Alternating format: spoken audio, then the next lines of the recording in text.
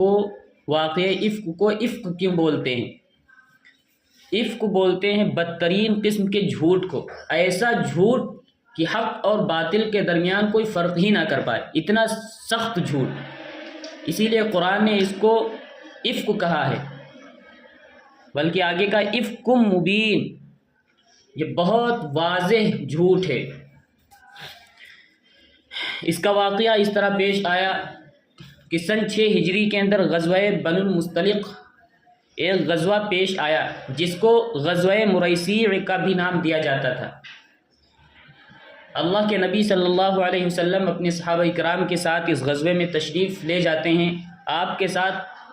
آپ کی زوجہ محترمہ حضرت عائشہ صدیقہ رضی اللہ عنہا بھی ساتھ تھی۔ غزوے سے واپسی کے وقت کا واقعہ ہے کہ جب واپس آئے، رات کا ٹائم تھا، رات چل رہی تھی۔ مدینہ المنورہ سے کچھ پہلے ایک جگہ قافلے نے پڑاؤ ڈالا، وہاں پہ رک گئے، اور اس کے بعد میں فجر سے کچھ پہلے چونکہ روانہ ہونا تھا، اعلان ہو گیا کہ سب لوگ تیاری کر لیں۔ حضرت عائشہ صدیقہ رضی اللہ عنہا کو قضاء حاجت کی ضرورت پیش آئی، وہ جنگل میں دور چلی گئی۔ فارغ ہونے کے بعد ان کا ہار چونکہ گم ہو گیا تھا، وہیں پر تلاش کرنے لگی۔ اب جب وہ واپس آتی ہیں، دیکھا کہ قافلہ تو یہاں سے جا چکا تھا۔ جس اونٹ پر ان کو بٹھایا جاتا تھا، جو ہودج ہوتا تھا لکڑی کا بنا ہوا، جس میں حضرت عائشہ کو بٹھایا جاتا تھا، پردے وغیرہ لگا ہوتا تھا، اب اس نے جب ہودج کو اٹھا کے اس پہ اونٹ پہ رکھ دیا اور وہ چلنے لگا۔ اس کو خبر بھی نہیں ہوئی کہ اس میں حضرت عائشہ ہیں بھی یا نہیں۔ وجہ اس کی یہ ہے کہ چونکہ وہ چھوٹی تھی اور کمزور تھی، اس لیے حضرت عائشہ صدیقہ رضی اللہ عنہا کے بارے میں ان کو کچھ علم نہ ہو سکا، اور وہ قافلہ آگے روانہ ہو گیا۔ اب جب حضرت عائشہ صدیقہ رضی اللہ عنہا وہاں اس جگہ آتی ہیں تو دیکھا قافلہ تو روانہ ہو چکا، لیکن انہوں نے بہت عاقلانہ چال چلی اور وہیں پاس ایک چادر اوڑھ کر بیٹھ گئیں، ورنہ ہوتا تو یہ کہ وہ پریشان ہوتی، ادھر ادھر دوڑتی۔ تو اس میں دقت یہ پیش آ جاتی کہ جب کوئی اللہ کے نبی صلی اللہ علیہ وسلم کسی کو بھیجتے تو اس جگہ نہ ملتی حضرت عائشہ، تو اور پریشانی بڑھ جاتی۔ اس لیے حضرت عائشہ صدیقہ رضی اللہ عنہا نے سوچا کہ یہیں پاس بیٹھ جاتے ہیں، اللہ کے نبی صلی اللہ علیہ وسلم کو جب پتہ چلے گا تو ضرور آپ کسی کو بھیجیں گے۔ چنانچہ حضرت عائشہ صدیقہ بیٹھ جاتی ہیں اور ایک چادر کو اوڑھ لیتی ہیں۔ چونکہ رات ابھی دن ہوا بھی نہیں تھا، اس لیے نیند آ جاتی ہے، اسی کے سو جاتی ہیں۔ اور ایک صحابی رسول تھے حضرت صفوان بن معطل، جن کا ایک کام تھا کہ قافلے کے سب سے پیچھے رہنا ہے، جو چیزیں گری پڑی رہ جاتی ہیں، جو چیزیں چھوٹ جاتی ہیں، ان کی ذمہ داری تھی کہ وہ اس کو اٹھا کر قافلے والوں تک پہنچانا۔ اب جب صبح حضرت صفوان بن معطل ادھر سے گزرتے ہیں تو دیکھا کہ ایک آدمی سو رہا ہے۔ اب ان کو خبر نہیں ہو سکی کہ اس میں عورت ہے یا آدمی، تو سوچا کہ ایک آدمی سو رہا۔ جب قریب جاتے ہیں تو پہچان لیا حضرت عائشہ کو، کہا انا للہ و انا الیہ راجعون۔ یہ آواز حضرت عائشہ کے کانوں میں جاتی، حضرت عائشہ بیدار ہو جاتی ہیں۔ چونکہ حضرت صفوان نے حضرت عائشہ کو اس سے پہلے دیکھا تھا، پردہ کے نزول سے پہلے دیکھا تھا، اس لیے پہچان لیا کہ یہ تو حضرت عائشہ ہیں۔ چنانچہ حضرت عائشہ صدیقہ رضی اللہ عنہا نے جب ان کو دیکھا تو اپنی چادر کو یعنی اپنے چہرے کو ڈھانک لیا، اور اس کے بعد میں حضرت صفوان نے اپنے اونٹ کو قریب کر دیا، اس پر حضرت عائشہ صدیقہ بیٹھ جاتی ہیں۔ پھر حضرت صفوان بن معطل اس کی نکیل پکڑ کر پیدل چل رہے ہیں، حضرت عائشہ کو لے کر جا رہے ہیں۔ اب جب قافلے کے پاس پہنچتے ہیں، چونکہ اس قافلے کے اندر کچھ ایسے لوگ بھی تھے جو منافق تھے، ظاہر میں تو یہ پیش کرتے تھے کہ وہ اللہ کے نبی صلی اللہ علیہ وسلم کے اوپر ایمان لے آئے، مسلمان ہو گئے ہیں، لیکن ایک گروہ مدینہ المنورہ کے اندر ایک ایسا بھی پیش آیا جو منافق تھا۔ زبان سے تو دعویٰ کرتا تھا نبی اکرم علیہ السلام کی محبت کا اور آپ اسلام کے بارے میں، لیکن اس کے دل کے اندر کفر بھرا پڑا تھا۔ تو ان کی یہ سازش ہوتی تھی کسی نہ کسی طرح اللہ کے نبی صلی اللہ علیہ وسلم کو تکلیف پہنچائی جائے، چونکہ مکہ المکرمہ کے اندر جب تک آپ رہیں تو اس وقت تک دو ہی لوگ تھے، یا تو ایمان والے یا تو کافر، تیسرا گروہ نہیں تھا۔ لیکن مدینہ المنورہ کے اندر پہنچنے کے بعد آپ کو تیسرے گروہ کا بھی سامنا کرنا پڑا، وہ تھا منافق۔ ایمان والے بھی تھے، غیر ایمان والے بھی تھے، اور دوسرے کون تھے؟ منافق بھی تھے، جو ظاہر میں ان کی وجہ سے بھی اللہ کے نبی صلی اللہ علیہ وسلم کو بہت تکلیف جھیلنے پڑے۔ کئی ایسے غزوات ہوئے کہ یہاں شروع میں ساتھ جاتے ہیں لیکن راستے میں واپس آ جاتے ہیں، پھر ان کا دستہ پورا واپس آ جایا کرتا تھا۔ تو اسی میں سے ایک منافق تھا عبداللہ بن ابی منافق۔ اس نے جب دیکھ لیا، یہ تو سوچتا ہی رہتا تھا کہ کوئی اللہ کے نبی کی ایسی بات ملے جو اڑانے والی ہو، کوئی ایسا پوائنٹ تلاش کرتا رہتا تھا کہ ان کے گھر والوں میں سے یا آپ صلی اللہ علیہ وسلم کی ذات میں سے کوئی ایسی خبر ملے جو اڑائی جا سکے، جس کی وجہ سے ان کو تکلیف پہنچائی جائے۔ چنانچہ اب جب دیکھا کہ حضرت صفوان کے ساتھ حضرت عائشہ آ رہی، بس اس کو یہ بات اڑانے کے لیے مل گئی اور بہت کافی بات مل گئی، بس اس نے بات بنانی شروع کر دی اور اتنا زیادہ اس کا چرچا ہوا، اتنا زیادہ چرچا ہوا کہ کچھ جو سیدھے سادے مسلمان تھے وہ بھی اس بات کی زد میں آ جاتے ہیں، جیسے حضرت مصطح اور اسی طریقے سے حضرت حسان اور ایک عورت تھی حضرت حمنہ۔ یہ مسلمان تھی، ایمان والے تھے یہ لوگ، لیکن اس کے باوجود اتنا زیادہ چرچا چلا کہ یہ لوگ بھی اس کی تصدیق کرنے پر آمادہ ہو گئے، یعنی اس بات کو مان لیا۔ آج بھی ہوتا ہے، کبھی کوئی بات اڑتی ہے تو فوراً اس کو لوگ تسلیم کر لیتے ہیں، حالانکہ ایسا نہیں ہونا چاہیے، پہلے اس کی تصدیق کر لی جائے، لیکن کوئی تصدیق نہیں کرتا ہے، فوراً اس بات کو مان لیتا ہے۔ اب مدرسے کے اندر کوئی بات ادھر پھیلتی ہے، فوراً لڑکیاں اس کو قبول کرنے کے لیے تیار ہو جایا کرتی ہیں، تو اس لیے اس طرح نہیں ہونا چاہیے۔ جب تک اس کی تصدیق نہ ہو جائے، جس کا واقعہ ہے، جس کا معاملہ ہے، اس کی زبان سے جب تصدیق نہ ہو جائے، اس وقت تک اس بات کو نہ پھیلایا جائے، نہ آگے شیئر کیا جائے۔ چنانچہ عبداللہ ابی منافق چونکہ بہت زیادہ چرچا کر رہا تھا، تو اس لیے یہ لوگ بھی ان کی باتوں میں، اس کی باتوں کے اندر آ جاتے ہیں، حضرت مصطح، حضرت حسان اور اسی طریقے سے حضرت حمنہ۔ لیکن حضرت عائشہ کو ابھی اس کی کوئی خبر نہیں۔ جب نبی اکرم علیہ السلام تک یہ بات پہنچی تو آپ کو یقیناً بہت زیادہ صدمہ ہوا، آپ کو بہت زیادہ تکلیف ہوئی، اور آپ کا وہ رویہ تھوڑا تبدیل ہو گیا تھا جو حضرت عائشہ صدیقہ کے ساتھ ہوا کرتا تھا اس سے پہلے۔ حضرت عائشہ خود فرماتی ہیں کہ اللہ کے نبی صلی اللہ علیہ وسلم جب اب گھر میں آتے تو ان کا رویہ تھوڑا تبدیل ہو چکا تھا، لیکن حضرت عائشہ کو چونکہ اس کے بارے میں کچھ معلومات نہیں تھی، اس لیے وہ جو راز ان کو پتہ ہونا چاہیے وہ نہیں پتہ تھا۔ اس وجہ سے حضرت عائشہ جب غزوہ سے واپس آئی تو کچھ بیمار بھی پڑنے لگی، ان کو بس اسی بات کا صدمہ ہو رہا تھا کہ آپ صلی اللہ علیہ وسلم کا جو رویہ پہلے تھا، جو محبت کا رویہ پہلے ہوا کرتا تھا، جب آپ گھر میں آتے تھے، آپ کے آنے کا جو کیا ہوتا ہے، ایک جو محبت ہوتی ہے، وہ محبت اب ہم کو نہیں مل پا رہی ہے، بلکہ اب آتے ہیں، سلام کرتے ہیں، خیریت معلوم کرتے ہیں، بس چلے جاتے ہیں۔ بعض مرتبہ باتوں سے بھی پتہ چل جاتا ہے، انسان ساری چیزیں کر رہا ہوتا ہے لیکن اس کا چہرہ بتا دیتا ہے کہ کچھ نہ کچھ ضرور تبدیلی یا کوئی بات ان تک ضرور پہنچی ہے۔ اب حضرت عائشہ صدیقہ رضی اللہ عنہا اسی بات کو لے کر بہت زیادہ پریشان ہو رہی ہیں اور بیمار پڑنے لگی، صرف اور صرف یہی بات، یعنی ان کو ابھی اس واقعے کی خبر نہیں پہنچی کہ مدینہ منورہ کے اندر ان کے بارے میں کیا خبر پھیلائی جا رہی ہے۔ چنانچہ ایک دن قضاء حاجت کے لیے، چونکہ پہلے زمانوں میں بیت الخلاء ہوا نہیں کرتے تھے گھروں کے اندر، تو قضاء حاجت کے لیے حضرت مصطح جو صحابی رسول تھے، ان کی والدہ ام مصطح کے ساتھ قضاء حاجت کے لیے جاتی ہیں جنگل میں۔ قضاء حاجت سے فارغ ہونے کے بعد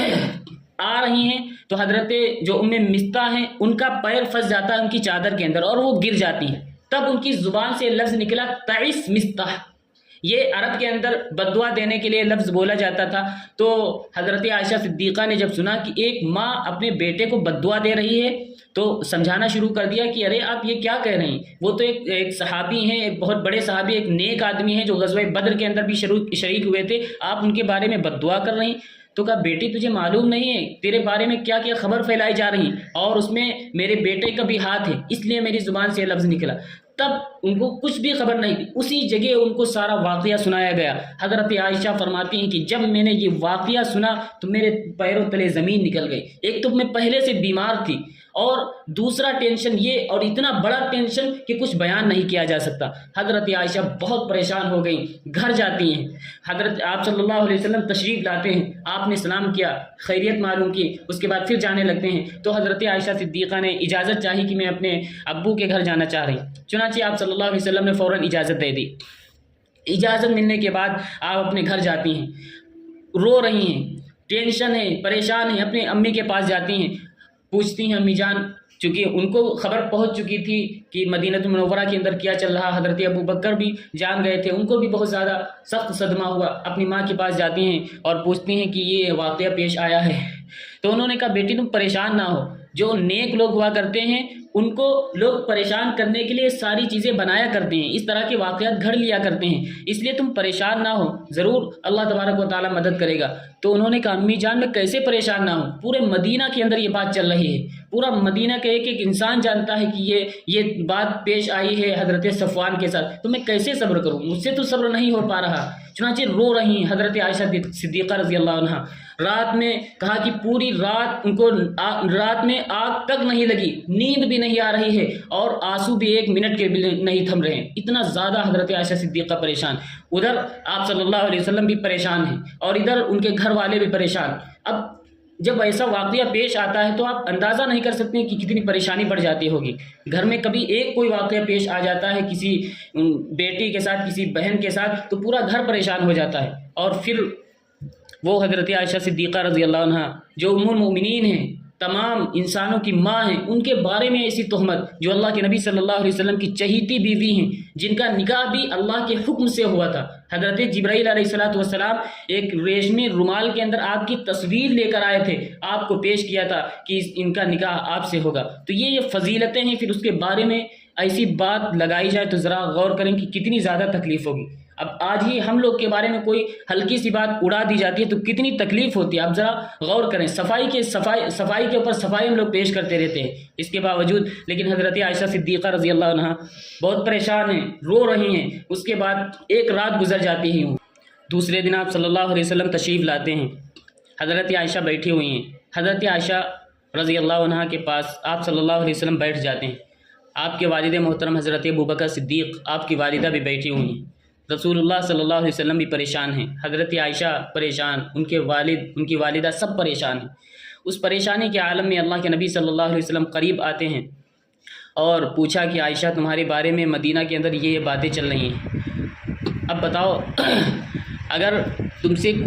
کوئی غلطی ہو گئی ہے تو تم اللہ سے معافی مانگ لو، لیکن اگر تم بری ہو تو ضرور اللہ تمہارے بارے میں برات نازل فرما دے گا، تمہاری پاک بازی ثابت ہو جائے گی۔ اب معاملہ کیا ہوا ہے، یہ بات جب ہوئی تو حضرت عائشہ صدیقہ رضی اللہ عنہ فرماتی ہیں میں نے اپنی والدہ کی جانب اشارہ کیا کہ آپ نبی اکرم علیہ السلام کی بات کا جواب دیں، لیکن ان کی ہمت نہ ہو سکی کہ نبی اکرم علیہ السلام سے جواب دیں۔ چنانچہ ابو بکر سے کہا کہ ابو جان آپ جواب دے دیجئے، وہ بھی خاموش ہو گئے، کہا ہم سے بھی کچھ نہیں بن پا رہا، ہم کیا جواب دیں۔ پھر حضرت عائشہ صدیقہ رضی اللہ عنہ نے سوچا جب کوئی نہیں بول رہا تو ہم کو ہی بولنا پڑے گا۔ چنانچہ ہمت کر کے، چونکہ ابھی چھوٹی ہی بیٹی تھی، بہت زیادہ تجربے کار بھی نہیں تھی، ہمت کر کے بہت ہی اچھا کلام کیا ہے، کہا اللہ کے نبی صلی اللہ علیہ وسلم جیسا کہ آپ تک یہ باتیں پہنچ چکی ہیں اور آپ کے دل کے اندر بھی یہ باتیں بیٹھ گئی ہیں جو میرے بارے میں جو افواہیں اڑائی جا رہی ہیں، اور عملاً آپ نے اس بات کی تصدیق بھی کر لی ہے۔ یعنی پہلے آپ کا جو رویہ ہوا کرتا تھا وہ دوسرا تھا، لیکن اس واقعے کے بعد آپ کا رویہ بدل گیا ہے، اس لیے عمل سے پتہ چل رہا ہے کہ آپ نے اس کی تصدیق بھی کر لی ہے۔ اب کہا کہ اگر میں اپنی برات کا اظہار کروں، میں کہوں کہ میں اس سے بری ہوں اور اللہ بھی جانتا ہے کہ عائشہ بری ہیں، تو آپ اس کی تصدیق نہیں کریں گے کیونکہ لوگ اس کا چرچا کر رہے ہیں، اور اگر میں کہوں کہ میں نے یہ کام کیا ہے جیسا کہ اللہ جانتا ہے کہ میں اس کام سے بری ہوں، لیکن پھر بھی آپ اس بات کو مان لیں گے۔ بس یہی تھوڑی باتیں ہوئیں، اور اس کے بعد میں یہ باتیں کہنے کے بعد حضرت عائشہ کہتی ہیں میری اور آپ کی مثال حضرت یوسف علیہ السلام کے والد جیسی ہے کہ جب ان کے بھائیوں نے حضرت یوسف کو کنویں میں ڈال دیا تھا، پھر ان کے جو بھائی آئے تھے اپنے باپ یعقوب کے پاس، کہا تھا کہ ابو جان، روتے ہوئے آئے تھے، یوسف کا کرتا لے کر آئے تھے کہ ابو جان یوسف کو تو بھیڑیے نے کھا لیا ہے۔ وہ بھی ایک واقعہ انہوں نے بنایا تھا، ایک بات کو گڑھ لیا تھا۔ حضرت یعقوب نے اس وقت اپنی زبان سے جو کہا تھا بس وہی میں اس وقت بھی کہہ رہے ہوں، فصبر جمیل، اب تو میرے لیے صبر جمیل ہی بہتر ہے۔ نہ تو میں اپنی برات ظاہر کر سکتی ہوں اور نہ تو میں یہ کہہ سکتی ہوں کہ میں نے یہ کام کیا ہے، اب تو بس اللہ کے اوپر ہے، صبر جمیل ہی بہتر ہے، اللہ میرے معاملے کے اندر خود فیصلہ کرے گا۔ چنانچہ یہ بات کہنے کے بعد حضرت عائشہ اپنے دوسرے بستر پر چلی جاتی ہیں، آپ صلی اللہ علیہ وسلم ادھر بیٹھے ہوئے ہیں، آپ صلی اللہ علیہ وسلم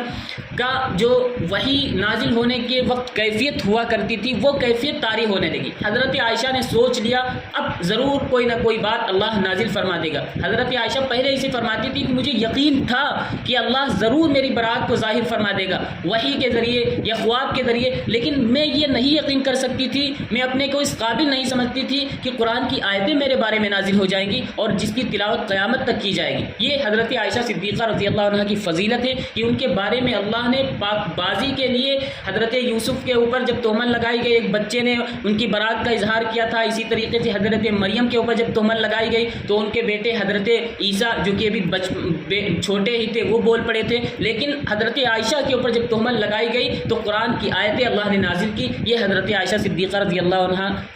کے فضائل ہیں اور ان کی فضیلت ہے۔ چنانچہ کیفیت طاری ہو جاتی ہے اور اس کے بعد میں جب وحی نازل ہو گئی، وحی نازل ہونے کے بعد آپ کے چہرے کے اوپر خوشی ظاہر ہو جاتی ہے اور کہا کہ اللہ نے تمہارے بارے میں برات نازل فرما دی، یعنی تم بری ہو، اللہ نے تمہاری پاک بازی کو ثابت کر دیا۔ ان کی ماں حضرت عائشہ صدیقہ رضی اللہ عنہ کی ماں کھڑی ہوتی ہیں کہ جاؤ اب نبی اکرم علیہ الصلوۃ والسلام کا شکریہ ادا کرو، تو حضرت عائشہ نے کہا امی جان میں ان کا شکریہ تو نہیں ادا کر سکتی، میں تو اپنے اللہ کا شکر ادا کرتی ہوں، اس میں ان کا کیا کمال ہے، اس میں تو میرے اللہ کا کمال ہے، میرے اللہ نے برات نازل کی۔ چنانچہ سب لوگ